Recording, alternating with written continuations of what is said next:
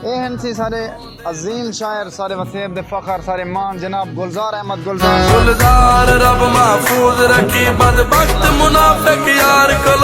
तबीयत सा ठीक है तुम्हारी खैर हो खुश रहो बात रहो खैर हो गई बिल्कुल मेहरबानी थी गुलजार साहब सारे इलाके दे नाम बल्कि पूरे डीजी खान दे क्या पूरे सराइकी बेल्ट दे फखर हैं और सारे मान हैं और साको ये चीज दा फखर है क्योंकि सारे इलाके दे ठीक है ना ते अल्लाह पाक ने सलामत रखे इन्हें एक डूढ़ा एक ना बल्कि ढेर वायरल था उन्हें जो एक तो गुड़ सामा जो गुलजार खुदा महफूज रखे बदबख्त मुनाफिक यार इन्हें दा डूढ़ा है बिल्कुल हर गुलकार गावे और गुलाम रसूल साबरी साहब और बाकिर संजरानी भी आके ढेर सिंगर आके ने ते गुलजार साहब के ने में सुन दे मेहरबानी थी तेरा यार होए तेरे ऐब गोले मेरी गाल को गौर दे नाल सुनो हां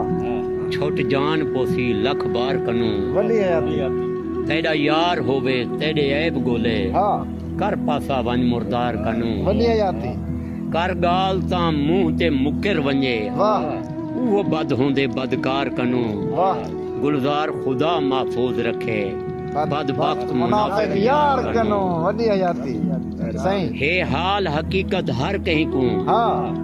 आज क्या कुछ यार को यार लेंदन जिवें उंदी पाड़ कपेंदे पए होंदन जेको मुंह ते 100 प्यार लेंदन वली आती खड़ खट खड़दे हन जै कीते हां हूं को जीवन दा एतबार देंदन वाह एडो आखदन गुल गुलजार होवे हां ओडो हां विच काचा मार देंदन वली आती मेहरबानी एक जा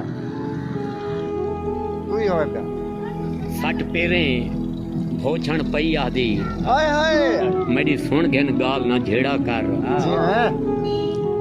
सट पेरे भोछण पई आदी वाह मेरी सुन गन गाल ना झेड़ा कर वाह तेरे प्यार दियां चोगां चुगदी हां हां खंभ खुथड़ी नाल ना झेड़ा कर वाह ए तैं बिन सामल कौन मेडा वाह हिमे तू लजपाल ना झेड़ा कर वली आती गुलजार उदासिया मुक पोमन हां मैं मुस्क दिखाल ना झेड़ा कर